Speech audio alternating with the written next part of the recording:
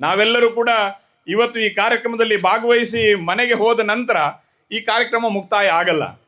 ಈ ಕಾರ್ಯಕ್ರಮ ಇದೊಂದು ಶುಭಾರಂಭ. ಈ ನಮ್ಮ ದೇಶದ ಇತಿಹಾಸ ಏನಿದೆ, ಪರಂಪರೆ ಏನಿದೆ, ಅದೆಲ್ಲವನ್ನ ಉಳಿಸಿ ಬೆಳೆಸುವ ಸಾಮರ್ಥ್ಯ ನಮಗೆಲ್ಲರಿಗೂ ಬರಬೇಕು. ನಮ್ಮ ಊರು ಭಾರತಕ್ಕೆ, ಆ ಮೂಲಕ ಜಗತ್ತಿಗೆ ಕಲ್ಯಾಣವನ್ನು ಉಂಟು ಮಾಡುವಂತ ಊರುಗಳಾಗಬೇಕು. ಜಗತ್ತಿನ ಬೇರೆ ಬೇರೆ ದೇಶಗಳ ಸ್ಥಿತಿಯನ್ನು ಒಮ್ಮೆ ಕಣ್ಣು ಮುಂದೆ ಇವತ್ತು ತಂದುಕೊಂಡ್ರೆ, ಪಕ್ಕದ ಪಾಕಿಸ್ತಾನವನ್ನೊಮ್ಮೆ ನೆನಪು ಮಾಡಿಕೊಂಡ್ರೆ, ಪಾಕಿಸ್ತಾನದಲ್ಲಿ ಪ್ರತಿನಿತ್ಯ ಬಾಂಬ್ ಸ್ಫೋಟಗಳನ್ನು ಇವತ್ತು ನಾವು ಕೇಳ್ತಾ ಇದ್ದೀವಿ. ಅಲ್ಲಿ ಯಾಕೆ ಬಾಂಬ್ ಸ್ಫೋಟಗಳಾಗ್ತಾ ಇದೆ? ಇರಾನ್ನಲ್ಲಿ ಏನಾಗ್ತಾ ಇದೆ? ಅಲ್ಲಿ ಯಾಕೆ ಗಲಾಟೆಗಳು ನಡೀತಾ ಇದೆ? ಅಲ್ಲಿ ಯಾಕೆ ಹೋರಾಟಗಳು ನಡೀತಾ ಇದೆ? ಬಂಧುಗಳೇ, ನಮ್ಮದೊಂದು ಉದಾತ್ತವಾದಂಥ ಪರಂಪರೆ. ಆ ಪರಂಪರೆಯನ್ನ ಮುಂದಿನ ಪೀಳಿಗೆಗೆ ತೆಗೆದುಕೊಂಡು ಹೋಗಬೇಕಾದಂಥ ಗುರುತರ ಜವಾಬ್ದಾರಿ ಅದು ನಿಮ್ಮೆಲ್ಲರ ಹೆಗಲ ಮೇಲಿದೆ. ತುಂಬ ಸಂಗತಿಗಳು ಇವತ್ತು ನಾವೆಲ್ಲ ಕೇಳೋದು ನಮಗೆಲ್ಲ ಗೊತ್ತಿಲ್ಲದೆ ಇರೋ ಸಂಗತಿಗಳೇನಲ್ಲ, ಆದರೆ ಅದನ್ನ ಇವತ್ತು ನಾವು ಮರಿತಾ ಇದ್ದೀವಿ.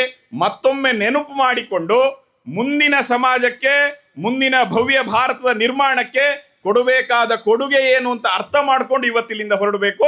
ನಮ್ಮ ಮನೆಯಲ್ಲಿ ಆಗ್ತಾ ಇರ್ತಕ್ಕಂಥ ಯಾವ್ದು ಬದಲಾವಣೆಗಳು ತಪ್ಪಾಗ್ತಾ ಇದೆ ಅದನ್ನ ಸರಿಪಡಿಸ್ಕೊಳ್ಳುವಂತ ಅವಶ್ಯಕತೆ ಇದೆ.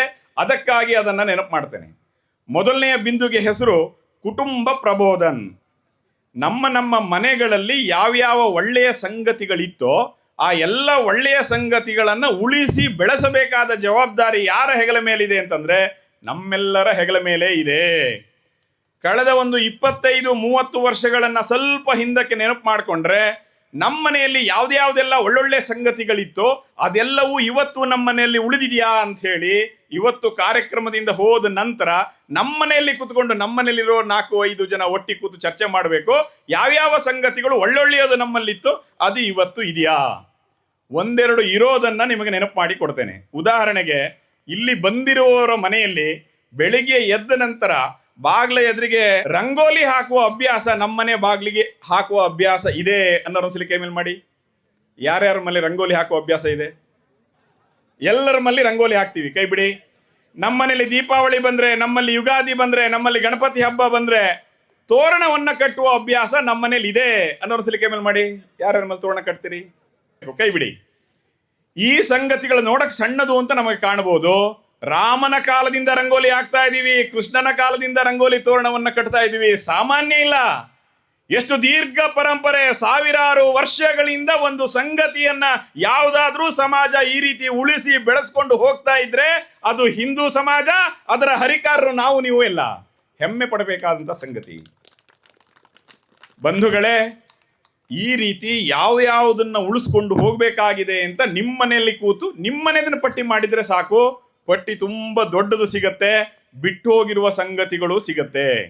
ನಮ್ಮ ಮನೆಯಲ್ಲಿ ಮಾಡ್ತಾ ಇದ್ದಂತ ಹಬ್ಬ ಹೇಗ್ ಮಾಡ್ತಾ ಇದ್ವಿ, ಹರಿದಿನ ಹೇಗ್ ಮಾಡ್ತಾ ಇದ್ವಿ, ಅದನ್ನೆಲ್ಲವನ್ನ ನೋಡಿ ಒಮ್ಮೆ ನಮ್ಮನೇಲಿ ಇರ್ತಕ್ಕಂಥ ಅಪ್ಪನ ಹತ್ರ, ಅಜ್ಜನ ಹತ್ರ, ಹಿರಿಯರ ಹತ್ರ, ನಮ್ಮ ಮನೇಲಿ ತುಂಬಾ ಹಿರಿಯರು ಇಲ್ಲದೆ ಇದ್ರೆ ನಮ್ಮ ಅಕ್ಕಪಕ್ಕದ ಮನೆಯಲ್ಲಿ ಇರತಕ್ಕಂಥ ಹಿರಿಯರನ್ನ ಕೇಳಿ ನಮ್ಮ ಮನೇಲಿ ಗೋಪೂಜೆ ಹೇಗ್ ಮಾಡ್ತಾ ಇದ್ವಿ, ನಮ್ಮ ಮನೆಯಲ್ಲಿ ದೀಪಾವಳಿ ಹೇಗ್ ಮಾಡ್ತಾ ಇದ್ವಿ, ಈಗ ಯಾವ ತರದ್ ಬಂದಿದೆ, ಯಾಕೆ ವ್ಯತ್ಯಾಸ ಆಗಿದೆ ಅನ್ನುವ ಸಣ್ಣ ಸಣ್ಣ ಸಂಗತಿಯನ್ನೂ ಪಟ್ಟಿ ಮಾಡಬೇಕು.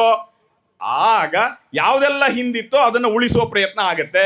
ಇನ್ನು 20 ವರ್ಷ ನಾವಿದನ್ನು ಮಾಡದೆ ಹೋದ್ರೆ ಮುಂದೆ ಈಗೆಲ್ಲ ಸಣ್ಣವ್ರೀಗ ಎದುರುಗಡೆ ಕೂತ್ಕೊಂಡಿದಾರಲ್ಲ ಅವರು ಕೇಳ್ತಾರೆ, ಗೊತ್ತಿಲ್ಲ ನಮ್ಮ ಮನೇಲಿ ಇದೆಲ್ಲ ಮಾಡೇ ಇಲ್ಲ ಅಂತ ಹೇಳ್ಬಿಡ್ತಾರೆ. ಎಲ್ಲ ಒಳ್ಳೆ ಸಂಗತಿಯನ್ನ ಮಾಡದ ಹಿರಿಯರು ಇವತ್ತಿಗೂ ಬದುಕಿದ್ದಾರೆ.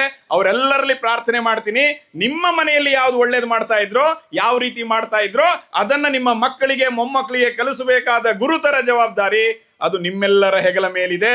ಇನ್ನು 20 ವರ್ಷ ಬಿಟ್ರೆ ಅವರೆಲ್ಲ ಹೇಳ್ತಾರೆ ನಮಗ್ ಗೊತ್ತಿಲ್ಲ ಅಂತ ಹೇಳ್ತಾರೆ. ಅದನ್ನೆಲ್ಲ ಉಳಿಸ್ಬೇಕು.